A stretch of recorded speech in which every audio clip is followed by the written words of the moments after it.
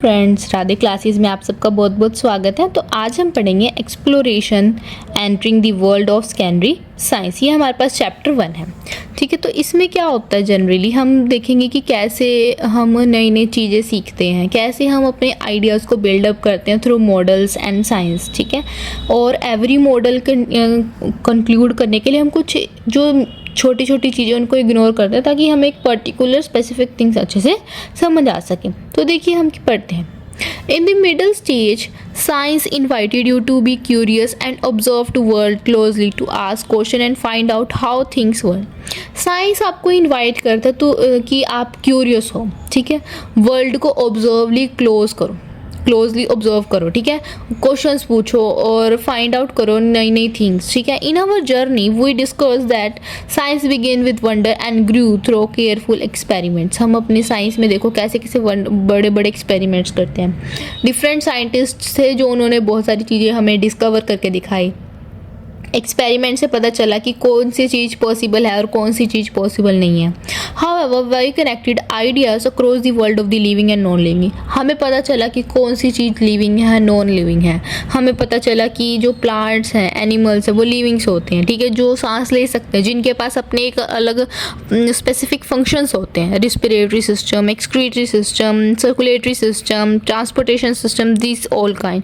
And non living thing जो कि उनके पास सिस्टम नहीं हो सकते। ठीक है, तो ये हमने पढ़ा कि नॉन लिविंग और लिविंग के बीच में differentiate. As you enter this secondary stage, जैसे कि आप सेकेंडरी स्टेज में एंटर करते हो, this journey continues but with an emphasis of deep exploration. ठीक है, हम एक डीप एक्सप्लोरेशन में जाते हैं। एक्सप्लोरेशन का मतलब ही क्या है कि किसी चीज़ के अंदर घुस जाना और घुस के उसकी अच्छे से स्टडी करना, क्लोजली लुक करना, मोर केयरफुली नेचर के बारे में जानना।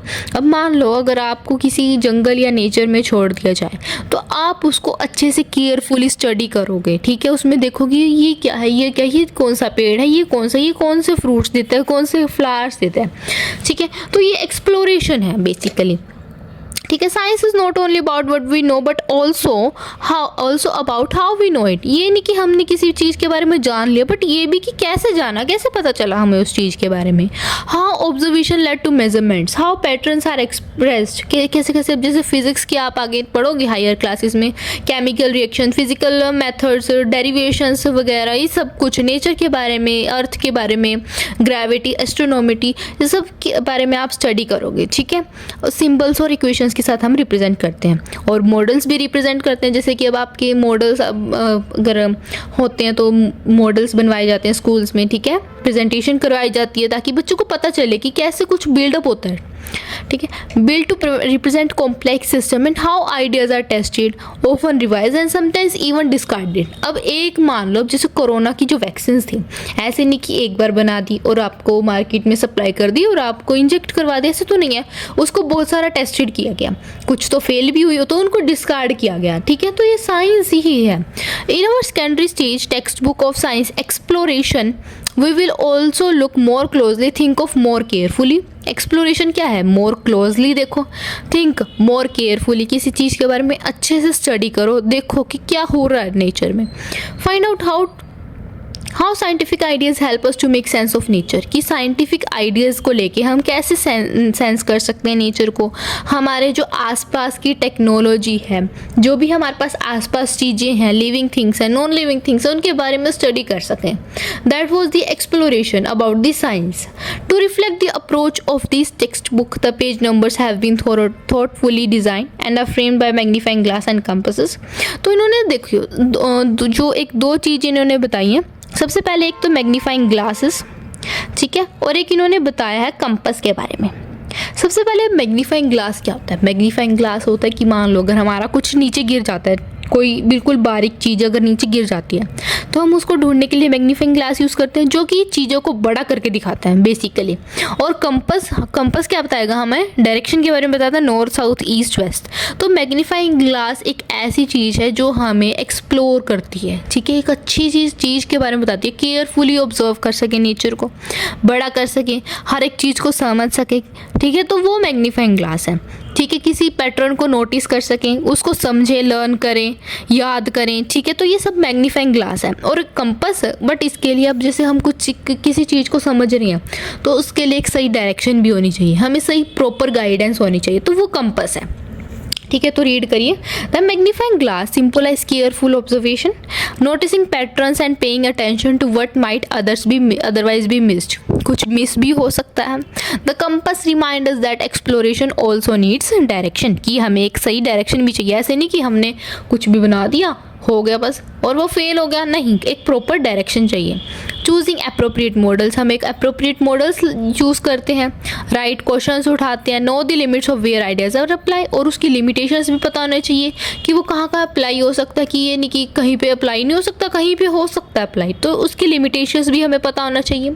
ठीक है, together they tell us that exploration in science is not wandering aimlessly. ऐसे नहीं कि कुछ भी समझ लिया विदाउट एनी एम, हमारा कोई एम नहीं है और हमने उसको बस समझने बैठ गए, बस हो गए, नहीं, बल्कि उसको समझो, उसको नेचर वर्ल्ड के अकॉर्डिंग देखो कि कैसे वो हुआ, कैसे वो क्रिएट हुआ, कैसे उसको क्या पर्पस था। ठीक है, but trying to make sense of world with care and purpose. To nature world, the nature world is very complex and studying it in full detail is very impossible। ठीक है, तो नेचर वर्ल्ड आपको पता है ये बहुत complex है, इतने सारे फॉरेस्ट हैं, इतनी सारी चीज़ें हैं नेचर में, अर्थ के क्रस्ट में इतनी सारी चीज़ें हैं, इतनी सारी लिविंग बींग्स हैं जो आज तक की हमको पता भी नहीं कि कौन से हैं। अर्थ में क्या हो रहा है, वर्ल्ड में क्या हो रहा है, स्पेस में क्या हो रहा है, किसी को कुछ नहीं पता, बट हाँ साइंटिस्ट ने इनको पॉसिबल कर दिया है। ठीक है, पहले क्या होता था कि किसी को कुछ नहीं पता होता था कि क्या चल रहा है।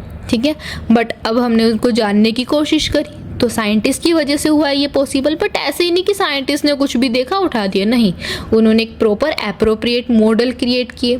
ठीक है, जो एटम और मॉलिक्यूल्स हैं उनको माना, स्फीयर माना। ठीक है, उनके बीच के बॉन्ड के बारे में बताया, आयोनिक बॉन्ड, केमिकल बॉन्ड्स के बारे में बताया। ठीक है, तो ये सब कुछ उन्होंने साइंटिस्ट ने बताया। तो देखिए, to make sense of this complexity science uses model. तो अब जो नेचर बहुत कॉम्प्लेक्स है तो हम इसके बारे में ऐसे ही नहीं पढ़ सकते, तो हमने क्या यूज़ किया, मॉडल्स यूज़ किए। These are simplified ways to looking at real system that focus on only what it is important for a given question. ठीक है, ये हमें क्या बताता है, एक रियल चीज़ों के बारे में बताता है कि हम सिर्फ एक चीज़ पे फोकस हो सके और उसको अच्छे से समझ सकें। ठीक है, in physics a moving car represented a single point. अगर फिजिक्स की बात करें तो एक मूविंग कार को हमने सिंगल पॉइंट की तरह रिप्रेजेंट किया है। ठीक है, फिजिक्स का जो मोशन चैप्टर है उसमें हम इसको स्टडी करेंगे अच्छे से। वाइल इन केमिस्ट्री में एटम्स एंड मॉलिक्यूल्स को हमने ड्रॉ किया एज अ स्फीयर, उनके बीच के बॉन्ड्स के बारे में देखा कि ये सिंगल बॉन्ड होता है, डबल बॉन्ड, ट्रिपल बॉन्ड। ठीक है, और बायोलॉजी में हमने जो डायग्राम्स पढ़े हैं सेल्स वगैरह के, वो हमने डायग्राम्स के अकॉर्डिंग किया, उनके मॉडल्स बना के देखे हैं। इन earth science the earth may be treated as a smooth sphere, और अर्थ साइंस भी एक होता है कि जिसमें हमने क्या माना है कि जो एक अर्थ है वो क्या एक स्मूथ स्फीयर है, ताकि हम उसके बारे में अच्छे से स्टडी कर सकें। Building such model involves making assumption and deliberately ignoring certain details. हम ऐसे मॉडल्स इसलिए बनाते हैं ताकि हम उसके बारे में, एक स्पेसिफिक थिंग्स के बारे में अच्छे से स्टडी कर सकें। बट हाँ, कुछ इग्नोर भी होती हैं, कुछ सर्टेन जो हमें हमारी यूज़ की नहीं होती डिटेल्स वो इग्नोर भी हो जाती हैं। For example when studying the motion of a falling object air resistance में भी निगलेक्टेड। अगर कोई चीज़ गिर रही है ऊपर से नीचे तो एयर रेजिस्टेंस हम निगलेक्ट कर देते हैं ऑलवेज। एयर रेजिस्टेंस क्या होता है कि अगर जो एयर है उसको अपलिफ्ट कर सके ऑब्जेक्ट को एयर में ही रहने की जो पावर जो एयर देते हैं उसको एयर रेजिस्टेंस बोलते हैं। ये जनरली किसका है, बेसिक इफेक्ट ऑफ ग्रेविटी का है। In biology study how to pump heart pumps the blood, many individual cells are ignored. अब हमें बायोलॉजी में कि हमें सिर्फ हार्ट सिस्टम के बारे में पढ़ना है कि हार्ट पंप कैसे करता है ब्लड को all over the body, but उसके लिए कुछ सेल्स इग्नोर भी हो जाते हैं, हम हर एक सेल्स के बारे में नहीं पढ़ सकते। ठीक है, ताकि हम उस ऑर्गन्स को अच्छे से अंडरस्टूड कर सकें, उसका फंक्शनिंग सिस्टम पढ़ सकें। Remember that these choices are not mistaken, they are done on the purpose to keep the simple enough but still allows to find answer to what we are looking for. ये याद रखिए कि हम ये इसलिए पढ़ते हैं ताकि हम एक स्पेसिफिक थिंग के बारे में स्टडी कर सकें, उसके बारे में आंसर समझ सकें कि क्या क्या हुआ। ठीक है, तो ये हमारे पास क्या था, आज का थोड़ा बेसिक्स था कि हम एक्सप्लोरेशन के बारे में जान सकें। ठीक है, एक्सप्लोरेशन क्या होता है, किसी के बारे में, किसी चीज़ के बारे में कुछ ढूंढना, कुछ उसके लिए क्रिएट करना कि कैसे नेचर में चीज़ें हुई, क्या उनका पर्पज़ है, ठीक है, उनके बारे में अच्छे से स्टडी करना। हमने देखा कि कुछ कुछ मॉडल्स लिए, फिजिक्स में हमने क्या लिया, सिंगल पॉइंट लिया, ठीक है, केमिस्ट्री में हमने क्या लिया, एक स्फीयर बॉन्ड्स लिया, बायोलॉजी में हमने क्या लिया, सेल्स को लिया, ठीक है, डायग्राम्स की पार्ट्स लिए उनके, एंड इन अर्थ साइंस हमने अर्थ को एक एज अ स्मूथ सरफेस माना, ठीक है। तो ये हमारे पास क्या है, एक्सप्लोरेशन है। आई होप आप सबको ये मेरा चैप्टर समझ आया हो। प्लीज़ मेरे चैनल को लाइक शेयर सब्सक्राइब ज़रूर करें। आई होप आप सबको समझ आया हो, और अगर कोई भी डाउट है तो कमेंट बॉक्स में आप मैसेज कर सकते हैं। Thank you.